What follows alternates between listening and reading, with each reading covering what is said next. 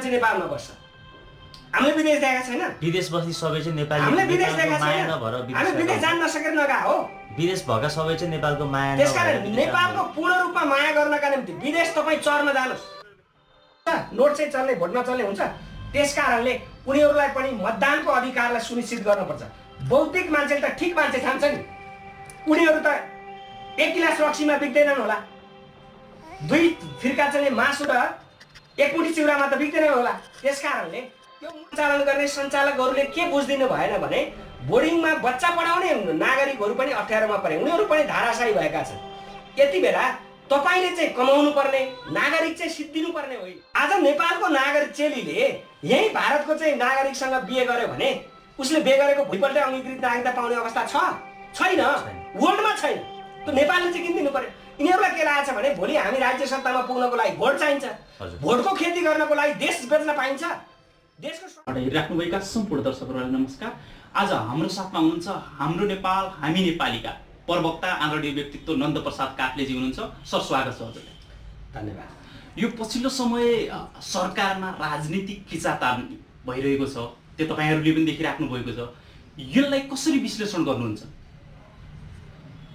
यो नेपालको राजनीतिक संस्कार नै कस्तो बन्यो भने विगतदेखि तपाईलाई म जानकारी गराउँ, 2046 सालको परिवर्तनपछि नेपालमा 28 वटा प्रधानमन्त्री फेरियो।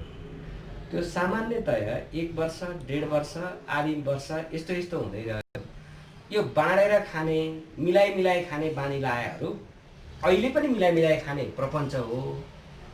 यो अहिले जुन तरिकाले नेकपाभित्र केपी ओली हटाएर अरू कसैलाई प्रधानमन्त्री बनाउने अथवा केपी ओलीले राख्ने कि नराख्ने भन्ने जुन रस्साकसी चलिरहेछ, यो जो प्रधानमन्त्री बने पनि यो संस्कार नफेरिएसम्म, दृष्टिकोण नफेरिएसम्म यो प्रधानमन्त्री फेर्नु समाधान होइन।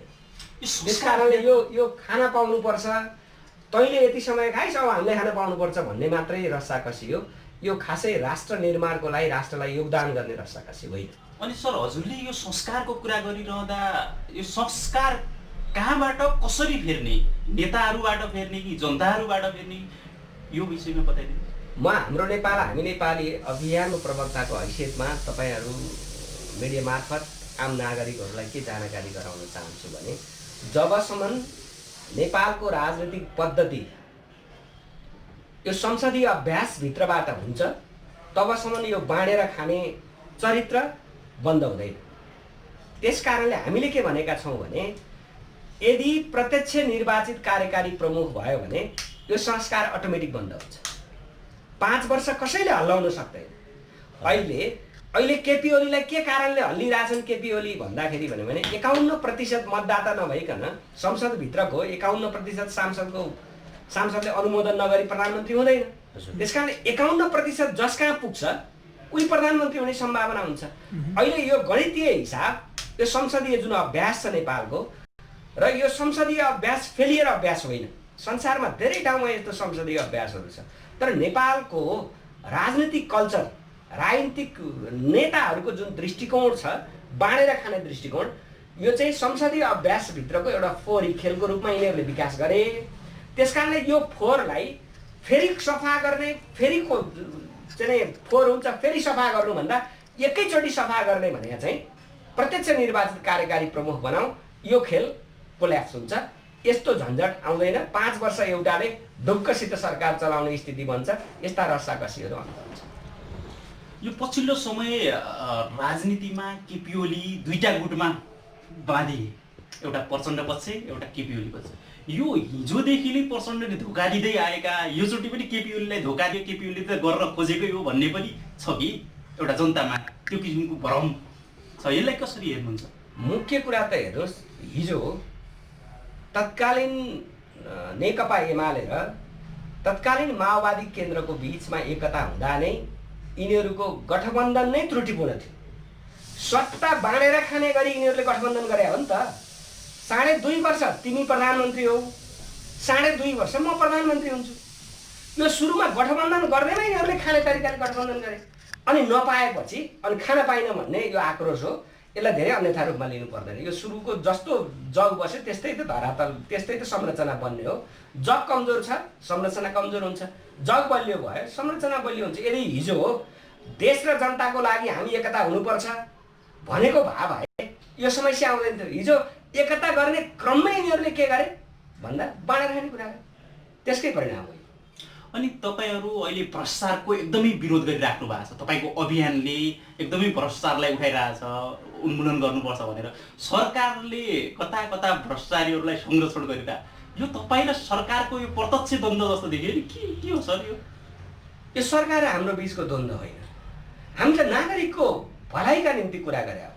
आज जति भ्रष्टाचार भइरहेको छ हेर्दा राज्य स्रोतबाट गएको पैसा भ्रष्टाचार भएको देखिन्छ, तर त्यो सारमा त नागरिकहरूको पसिनाबाट उठाएको कर हो नि त।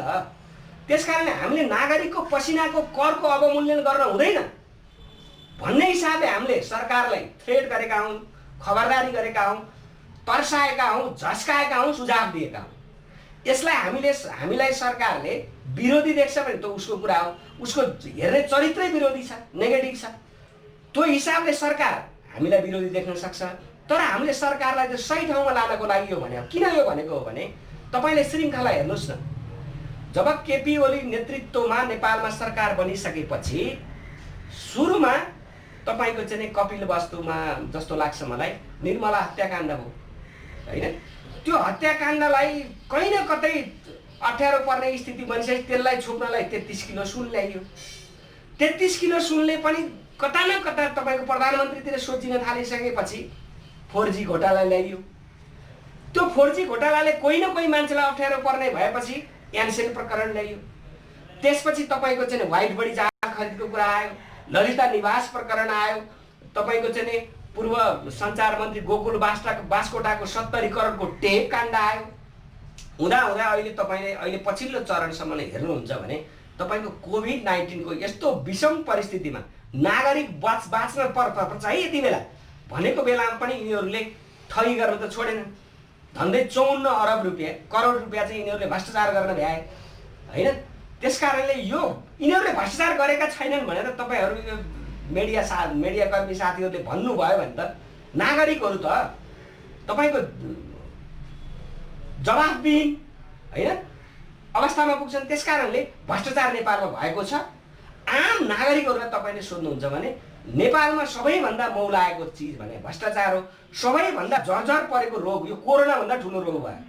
त्यसकारणले यो भ्रष्टाचारलाई हामीले कुरा उठाउँदाखेरि भ्रष्टाचार विरुद्धको कुरा गर्दाखेरि सरकार झस्किने होइन, सरकार त सुध्रिने हो, सुधार हुने बाटो खोज्ने हो।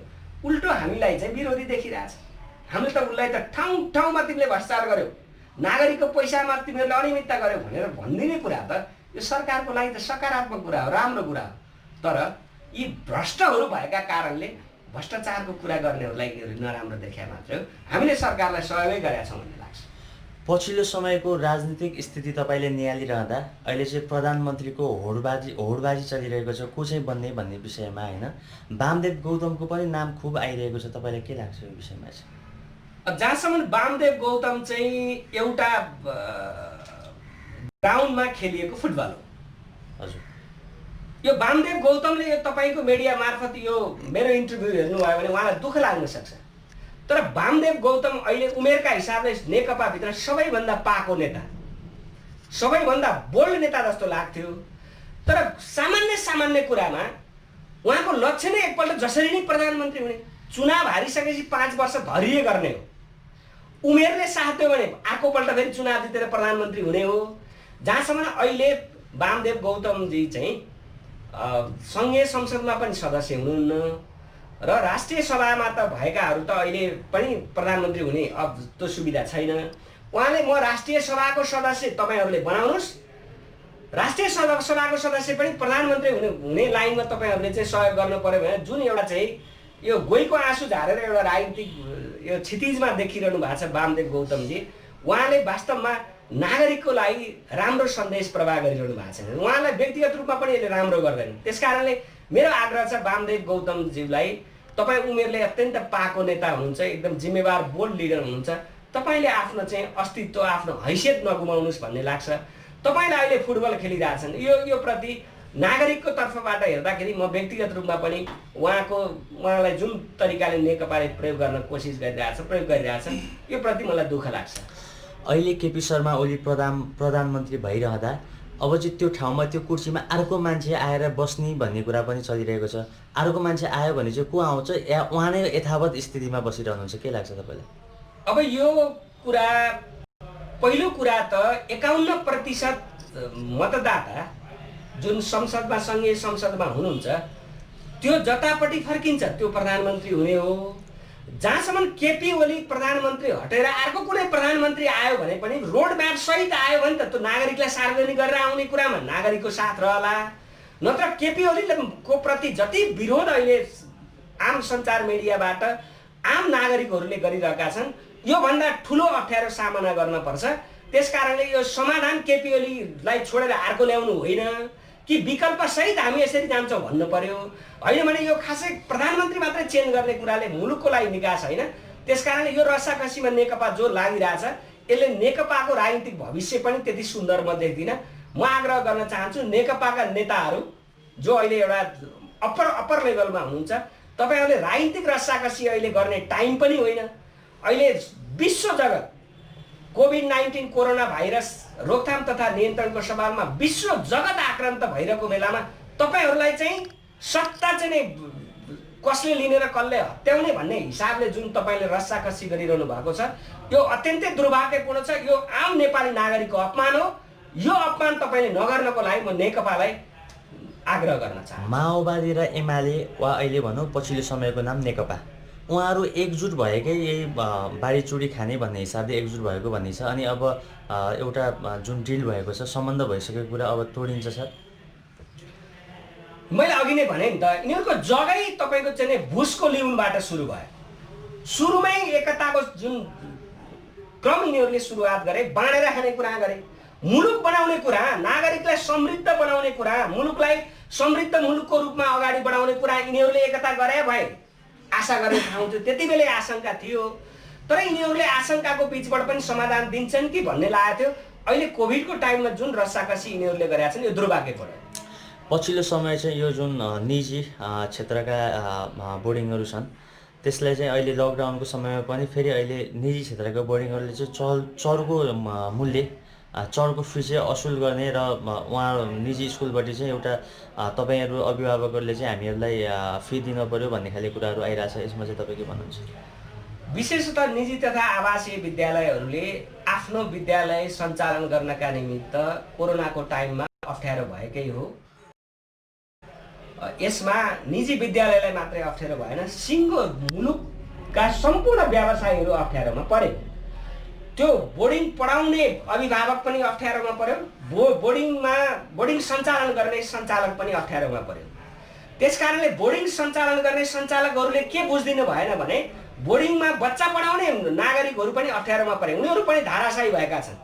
यति बेला तपाईँले चाहिँ कमाउनु पर्ने, नागरिक चाहिँ सिद्धिनु पर्ने होइन, नागरिकलाई पनि बचाउनु पर्ने, तपाईँ पनि बाँच्नु पर्ने हो भने यतिखेर हिजो तपाईँले जति सम्पत्ति कमाउनु भयो बोर्डिङ सञ्चालन गरेर त्यो कमाएको सम्पत्ति अब म्यानेज गर्नको लागि खर्च गर्नुहोस्। फेरि म्यानेज भइसकेपछि फेरि अर्को 3-6 महिनापछि तपाईँले कमाउने अवसर प्राप्त हुन्छ। त्यसकारणले यो बिचमा यो कोभिड-19 कोरोना भाइरसको टाइममा तपाईँहरूले जुन नागरिकहरूलाई आक्रान्त हुने गरी, तर्साउने गरी, दबाब सिर्जना गर्ने गरी जुन नपढाएको समयको फिस माग्ने कोसिस गरिरहनु भएको छ, तपाईँहरूले यसलाई पूर्ण रूपमा निःशुल्क गर्नुहोस्। भोलि फेरि तपाईँ निरन्तर रूपमा बोर्डिङ सञ्चालन गर्नुपर्छ। हामी तपाईँलाई शुभेच्छा प्रकट गर्न चाहन्छौँ। तपाईँहरू आगामी दिनमा अझै सफल एउटा व्यवसायी बनेर अगाडि बढ्नुहोस्। तर अहिले नागरिकहरूलाई तर्साउने काम, दबाब सिर्जना गर्ने काम नगर्नुहोस्। आम नागरिकहरूका बालबच्चाहरूलाई नतर्साइकन 3 महिनाको पूर्ण रूपमा छुट दिएर बाँकी बोर्डिङ सञ्चालन गर्नका लागि तपाईँहरूले एउटा योजना बनाएर लाग्नुहोस्। म बोर्डिङ सञ्चालक सम्पूर्ण देशभरि निजी तथा आवासीय बोर्डिङ सञ्चालन गर्ने सञ्चालकहरूलाई म आग्रह गर्न चाहन्छु। अनि सर यो राजनीतिक खिचातानीकै क्रममा अहिले पछिल्लो समय केही राजनीतिक विश्लेषक भनाउँदाहरूले के भन्नुभएको छ भने यो राजनीतिक पार्टीभित्रको द्वन्द्वले काहीँ कतै अभियन्ताहरूलाई फाइदा भइरहेछ है भन्ने कुरा पनि विश्लेषण गरिरहेछन्। यो विषयमा के भन्नु? मुख्य कुरा त हेर्नुहोस्, हामीले अभियान भ्रष्टाचार विरुद्धको अभियान सञ्चालन गरे। यो मुलुकको राज्य सत्ताले भ्रष्टाचार बिस्तारै कन्ट्रोल गरिदियो भने हामी किन सडकमा आउनु पर्यो? हामी काम नपा मान्छे हो र? हाम्रा सारा अभियन्ताहरू कोही न कोही व्यवसाय गर्ने अभियन्ताहरू हुनुहुन्छ। उहाँलाई व्यवसाय छोडेर सडकमा आउनु परेको छ र? राम्रो काम सरकारले गरिदियोस्, राम्रो काम जसले सत्ता सञ्चालन गरेको छ गरिदियोस्।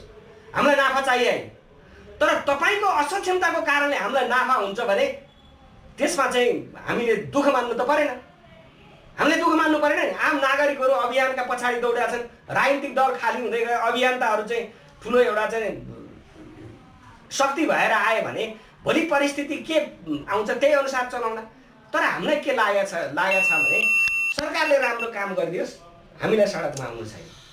यो पछिल्लो समय चाहिँ अङ्गीकृत नागरिकतालाई लिएर पनि धेरै नै विवाद उठेको छ, जसमा चाहिँ पूर्व प्रधानमन्त्री डाक्टर बाबुराम भट्टराईको श्रीमतीदेखि लिएर उहाँहरू चाहिँ अङ्गीकृत नागरिकता दिनुपर्छ, बुहारी र ज्वाइँलाई नागरिकता दिनुपर्छ भन्ने अभियानमा पनि हुनुहुन्छ भन्ने कुरा पछिल्लो समयमा आएको छ। यसमा चाहिँ तपाईँको धारणा के छ? यसमा के हो भने विशेषतः अहिले नागरिकता विधेयक संसदमा दर्ता भएको छ। त्यो नागरिकता विधेयक अन्तर्गत कोही विदेशी चेलीले नेपालीसँग बिहा गरिसकेपछि हिजोका दिनमा नेपालको कुनै पुरुषसँग बिहे गर्ने विदेशी चेलीले, विशेषतः भारतको विदेशी चेलीले बिहे गरेकै भोलिपल्ट नागरिकता पाउने चलन थियो। हजुर, त्यो अङ्गीकृत नागरिकता पाउने जुन प्रचलन थियो त्यो प्रचलन चाहिँ 7 वर्षपछि गर्नुपर्छ भन्ने कुरामा अहिले ठुलो चाहिँ तरङ्ग सिर्जना भइरहेको छ। हजुर, म तपाईँहरूको यो लोकप्रिय मिडिया मार्फत के आग्रह गर्न चाहन्छु भने हामी नेपालको स्वाधीनता नागरिकता बाँडेर बेच्न चाहँदैनौँ। चाहे त्यो ज्वाइँ होस्, चाहे त्यो छोरी होस्, बुहारी, चाहे त्यो बुहारी होस्। यहाँ त बाहिर के कुरा छ, नेपालका नेताहरूले के भनिरहेछन् भने विदेशी चेलीले स्वदेशको युवासँग बिहे गर्यो भने उसलाई 7 वर्षपछि नागरिकता दिने कुरालाई भन्दा पनि विदेशी केटाले नेपालको केटीसँग, छोरीसँग बिहा गर्यो, त्यसपछि जन्मिने बच्चाले पनि चाहिँ नेपालको वंशजको आधारमा नागरिकता पाउनुपर्छ। विदेशमा कोही मान्छे विदेश गएको छ, उसले विदेशको पिआर पायो, नागरिकता पायो, तर ऊ नेपाली हो, उसले पनि नेपालकै नागरिकता पाउनुपर्छ भनेर नेपालको माया हुने मान्छे नेपालमा बस्छ। हामीले विदेश देखेका छैन? विदेश बस्ने सबै चाहिँ नेपाली, हामीले विदेश देखेका माया छैन? नभएर हामी विदेश जान नसकेर नगए हो। विदेश भएका सबै चाहिँ नेपालको माया त्यसकारण नेपालको पूर्ण रूपमा माया गर्नका निम्ति विदेश तपाईँ चर्न जानुहोस्, तर आफ्नो श्रम शक्ति नेपालमा यदि खर्च गर्ने हो भने तपाईँले नेपाली नागरिक पनि हुनुपर्छ, म विदेशी नागरिक हुनुपर्छ भन्ने यो जुन दोहोरो चरित्र छ, दोहोरो चरित्रभित्र साँच्चै नेपालीलाई माया गरे जस्तो जुन नेताहरूले जसलाई हामीले प्रधानमन्त्रीको आकाङ्क्षा गरिरहेछौँ, यो तरिका बेठिक छ। जसले नेपाललाई दिलैदेखि यो नेपाल बनाउनुपर्छ भनेर लाग्छ, यहीँ उसले कर्मभूमि बनाउने दिनमा त उसलाई नागरिकता दिन कुनै आपत्ति कुरा होइन। तर ऊ विदेशमा बस्छ, अनि त्यसपछि नेपाली भएका कारणले उसलाई विदेशको पनि नागरिकता चाहिने, नेपालको पनि नागरिकता चाहिने भन्ने जुन यो राजनीतिक तपाईँको यो भोटको सङ्ख्या गणनाको कुरा भइरहेछ, यसले नेपालमा दीर्घकालीन हित चाहिँ गर्दैन। एउटा देशको नागरिकता लिइसकेपछि त अर्को देशको नागरिकता स्वतः त्याग्नुपर्छ नि, होइन र? त्यो लाइनबाट कहाँ कुरा भयो र? तपाईँले कुनै बुझ्नु भएन। नेपालको नागरिकहरू अहिले ब्रिटिस आर्मीमा भर्ना हुन्छ, यहीसित जोडिएको कुरा हो। ऊ ब्रिटिस आर्मीमा भर्ना भइसकेपछि ब्रिटिसले उसले घर जम गर्यो, वहीँ गयो, पिआर पायो, उहाँकै सिटिजन भयो। तर नेपाल आइसकेपछि उसले नेपालको पनि नागरिकता दिनुपर्छ, ऊ त नेपाली हो नि भनेर लबिङ गरिएको कुरा हो नि त यो। त्यसकारणले ऊ ब्रिटिसमा चर्न गएको हो कि ब्रिटिसको नागरिक हो? चर्न गएको हो भनेदेखि ऊ नेपालको नागरिक हुन आउनु पर्यो, नेपालमा म कर्मभूमि बनाउँछु भन्नु पर्यो। अब नेपाल चर्न होइन, ब्रिटिस चर्न छोड्न पर्यो। नेपाल चाहिँ चर्ने टाइपले आउने अनि ब्रिटिसमा चाहिँ कर्मभूमि बनाउनेलाई अनुहार त सबै वर्ल्डभरिका नागरिकहरूको मान्छेहरूको अनुहार हेऱ्यो भने सबैको अनुहार उस्तै हुँदैन र? फरक कलरमा फरक होला, नाक हुने ठाउँमा नाकै हुन्छ, मुख हुने ठाउँमा मुखै हुन्छ, उसो भए सबैले नागरिकता दिए भइगयो त होइन? मान्छे हेरेर नागरिकता दिने होइन, उसको कर्मभूमि के हो, उसले नेपाललाई जसरी हेर्छ एज अ सिटिजन उसलाई नागरिकता दिने हो। यहाँ माया गरेर नागरिकता दिने कुरा हो र? नागरिकता भने ख्यालठट्टा कुरा हो? पछिल्लो समय फेरि केही मानिसहरूले के भन्नुहुन्छ भन्दाखेरि छोरी र बुहारी समान हो, हामीहरूले समान हिसाबले हेर्नुपर्छ, त्यसै कारणले नागरिकता दिनुपर्छ भन्ने भनिरहेको। उसो भए नेपालको छोरीले विदेशसँग बिहा गर्दाखेरि जुन दिन बिहा गरे उसले उही दिन त्यहाँको सिटिजनको वंशको नागरिकता पाएको छ त? त्यो क्वेसन गर्ने, त्यो प्रश्न गर्ने नेताहरूसित जवाफ छैन। आज नेपालको नागरिक चेलीले यही भारतको चाहिँ नागरिकसँग बिहे गर्यो भने उसले बिहे गरेको भोलिपल्टै अङ्गीकृत नागरिकता पाउने अवस्था छैन। वर्ल्डमा छैन। त्यो नेपालले चाहिँ किन दिनु पर्यो? यिनीहरूलाई के लागेको छ भने भोलि हामी राज्य सत्तामा पुग्नको लागि भोट चाहिन्छ। भोटको खेती गर्नको लागि देश बेच्न पाइन्छ, देशको स्वाभिमान बेच्ने कोसिस गर्न पाइन्छ। अहिले सरसर्ती हेर्दा त ठिकै हो जस्तो लाग्छ, तर त्यसले दीर्घकालीन रूपमा कति महत्त्व राख्छ, असर पार्छ भन्ने कुरा महत्त्वपूर्ण कुरा हो। त्यसकारणले नागरिकताको विषय यो सामान्य कुरा होइन। फेरि किनभने तपाईँको कुरा, हामी त ल्यान्डलक कन्ट्री हो नि, हामी ल्यान्डलक कन्ट्री हो। एउटा दक्षिण एसियाको उदयमान राष्ट्रहरू हाम्रा बिचमा छन्। यिनीहरूलाई सन्तुलनमा ल्याउनका निमित्त पनि हामीले हाम्रो स्वाभिमानप्रति दृढ भएका मान्छेहरू, त्यो जो नेपालमा छन्, हिजो परम्परादेखि जसले नागरिकता प्राप्त गरिरहेका छन्, त्यसमा दायाँ बायाँ हल्लिनु हुँदैन। हामी ल्यान्डलक कन्ट्री थिएन, हाम्रो बिचमा दुईटा उदयमान राष्ट्रहरू थिएनन् भने सोच्न सकिन्थ्यो तपाईँको फिजीकरण सिक्किमीकरण कसरी भयो। यसलाई हामीले एनालिसिस गर्नु पर्दैन। त्यसकारणले यो ठट्टा हो। हिजो मुलुक निर्माण गर्दाखेरि 70 वर्षका भक्ति थापाले मुलुक जोगिन्छ भने म मर्न तयार छु भनेर निर्माण गरेको मुलुक सिद्ध्याउने यिनीहरूलाई सुविधा छ। त्यसकारणले हामीले यसलाई खबरदारी गर्नुपर्छ भन्ने लाग्छ। हामी अन्तिममा छौँ। अन्तिममा एउटा प्रश्न, जुन विदेशी नागरिकहरू अहिले विदेशमा गएका हाम्रा नेपाली नागरिकहरूले पनि भोट हाल्न पाउनुपर्छ भन्ने पनि कुरा उठिरहेछ, यो कुरालाई प्रश्न पारिदिनुहोस् न।